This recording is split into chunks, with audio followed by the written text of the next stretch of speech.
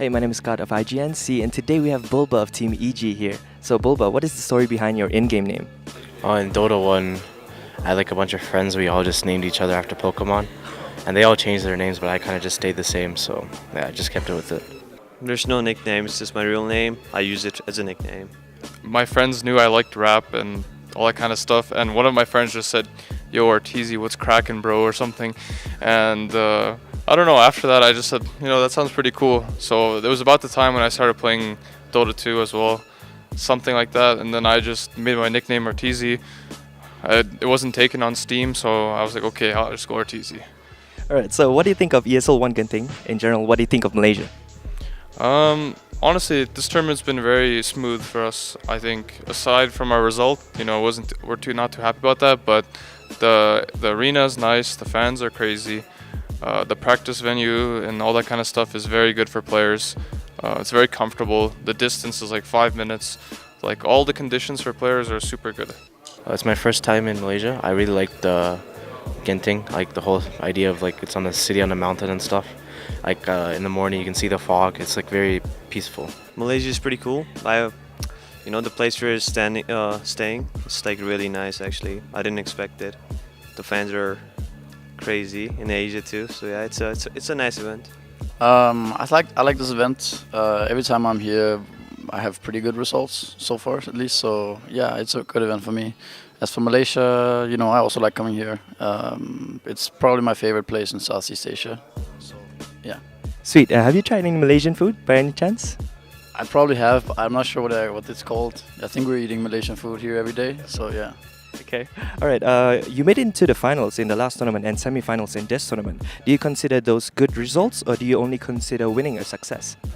I think this was also a pretty decent result considering there's 16 teams here and all teams are pretty strong. Obviously, I'd like to have made it to the finals, but I think it's an okay result. No matter what, I always think like a successful tournament is one you win, but we have to take into account that we just switched players and we have a new captain and that kind of stuff, and expecting a really good result right away is kind of hard right now. But I think progressively we're improving. I think our losses are pretty helpful for us. I think the way we analyze losses compared to other rosters is very good as well.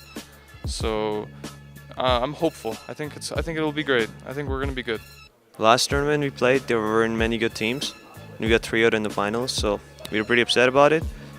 But we are still like a 1-month-old team, so we're fine with like losing for now. We didn't get like 16th place right or anything like that, so we're not that upset. But you're not happy either, so we're gonna keep working on it. I think the team probably just considers winning a success. I do think they've improved a lot from like 2 or 3 weeks ago. So, and the goal obviously is TI. So, I think we learned a lot in the finals of Galaxy battles, and then hopefully we learned from playing Liquid as well. I mean, we've slowly been losing to better teams. Like VGG, I think was very good, and then we lost to Liquid, probably the best team in the world right now. So it's not that bad. So you have 3 cores who have played many roles and you draft them in any way you see fit. Do you think other teams will start to be more adaptive with roles and lanes too? I think it's hard for some teams to do this. I think the reason it works on EG is because of all 3 of the players are very, very high skilled, especially Sumil, and it's hard to really like copy what this team does because like most offlaners, I don't think are like, he's a mid player that switched to offlane. It's very similar to how Mind Control, he used to be a mid player and then he switched to offlane. So you have like a very different skill set, I think, and it's pretty cool to see. Yeah, I think so. I think it's kind of necessary to compete with the best. I actually don't think we're that versatile yet. I think we could definitely, do more. But I think Liquid did that yesterday against us. That was the only team who punished us switching our roles and stuff like that.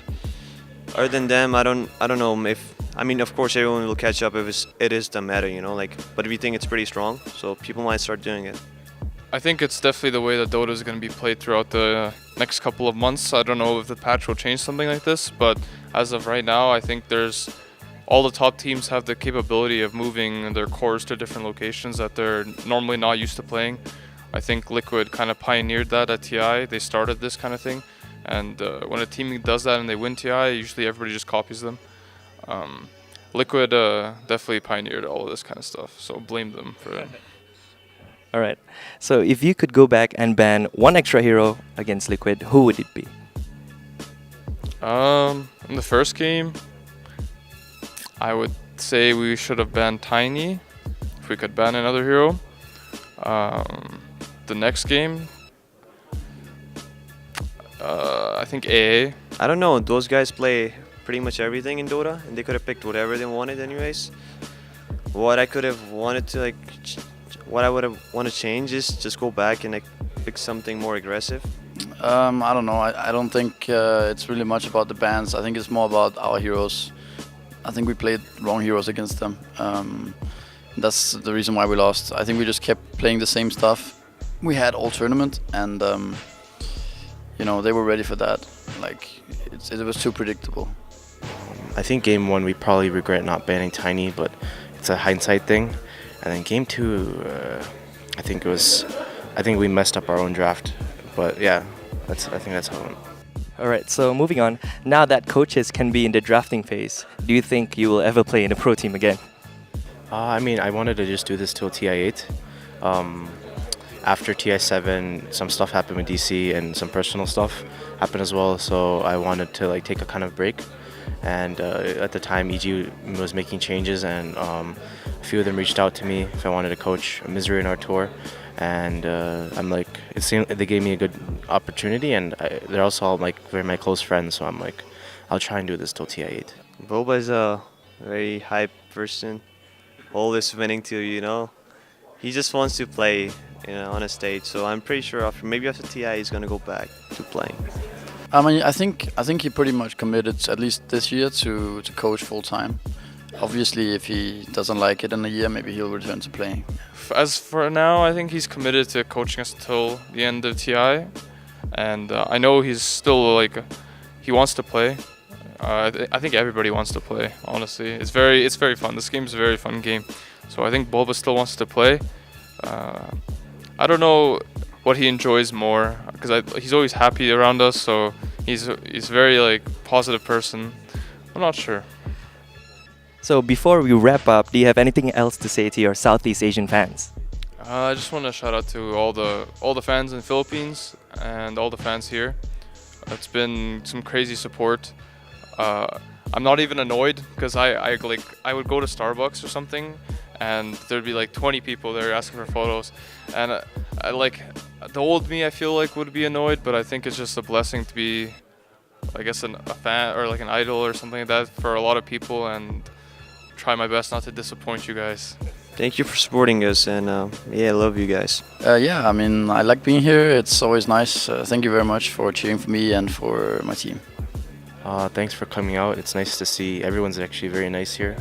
We go out and walk around the mall, and everyone's just there's a lot of people. It's pretty cool to see. It's the entire city has become a Dota town for this weekend. So once again, my name is Scott of IGNC, and that was AG. Signing out.